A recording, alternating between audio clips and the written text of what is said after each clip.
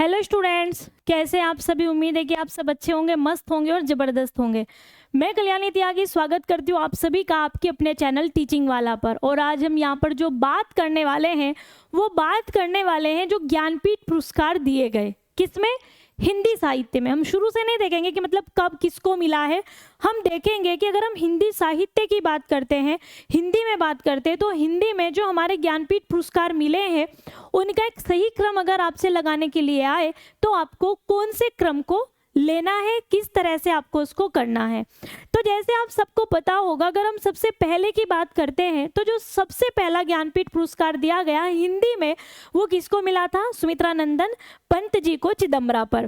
तो अब एक एक करके हम सभी को देखेंगे कि अब तक हिंदी में किसे किसे ज्ञानपीठ पुरस्कार दिया गया है और उसका एक सही क्रम क्या है। यहाँ से आपको डायरेक्ट क्वेश्चन भी देखने के लिए मिल सकता है, क्योंकि आपसे यही एक क्रम लगाने के लिए आ सकता है। आपसे ये भी आ सकता है कि कौन सी रचना पर कवि का नाम दे, मतलब लेखक का नाम दे दिया जाए और पूछ लिया जाए कि कौन सी रचना पर इनको ज्ञानपीठ पुरस्कार दिया गया था।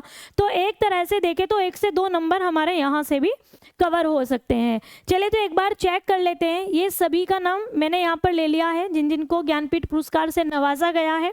यहाँ एक नई चीज़ भी आपको देखने के लिए मिल रही होगी, जैसे मैंने टाइम सबका लिखा है, लेखक लिखे, लेकिन कहीं पर आपने देखा होगा बस 2-4 के नाम मैंने लिखे हैं कि किस रचना पर मिला, बाकी मैंने किसी रचना का नाम भी नहीं दिया है। रीज़न क्या है उस पर भी एक बार हम बात करते हैं। तो जो सबसे पहले मैंने भी कहा कि अगर हम सबसे पहले की बात करते हैं तो हम देख रहे हैं कि सुमित्रा नंदन पंत को सबसे पहले चिदम्बरा पर हिंदी में ज्ञानपीठ पुरस्कार से नवाजा गया था 1968 में। उसके बाद 72 में दिनकर को मिला उर्वशी पर, फिर 1978 में अज्ञे को मिला कितने नाव में कितनी बार, फिर 1982 में महादेव वर्मा को मिला यामा पर, फिर 1992 में नरेश मेहता को दिया गया, लेकिन यहाँ पर इनकी किसी रचना का नाम नहीं है। उसके पीछे का रीजन ये है, पहले क्या होता था कि किसी एक रचना पर ज्ञानपीठ पुरस्कार दिया जाता था जो सबसे अच्छी होती थी, लेकिन उसके बाद क्या हुआ, संपूर्ण साहित्य पर, किस पर, संपूर्ण साहित्य पर ज्ञानपीठ पुरस्कार दिया जाने लगा और जितने भी आगे के राइटर्स हैं उनकी संपूर्ण साहित्य पर ही ज्ञानपीठ पुरस्कार मिला हुआ है। तो इससे पहले में जहां पर किसी रचना को आधार बनाया गया, उसके बाद में संपूर्ण साहित्य को आधार बनाया गया। तो नरेश मेहता 1999 में निर्मल वर्मा, 2005 कुंवर नारायण, 2009 अमरकांत व श्रीलाल शुक्ल को संयुक्त रूप से ज्ञानपीठ पुरस्कार दिया गया था। फिर 2013 में केदारनाथ सिंह, 2017 में कृष्णा सोबती। तो इस क्रम को आप याद रखिएगा, आपसे प्रश्न आ सकता है निम्न में से किसे ज्ञानपीठ पुरस्कार दिया गया। 4 राइटर्स आपको दे दिए जाएंगे और आपको इस पर टिक लगाने के लिए आ जाएगा, या फिर आपको सही क्रम में आ सकता है, या किसे किस रचना पर दिया गया है इस तरह से आ सकता है। तो आप हर तरह से अपने आप को तैयार करके चलिएगा। तो ये था हमारा आज का एक छोटा सा लेकिन एक महत्वपूर्ण सा सेशन।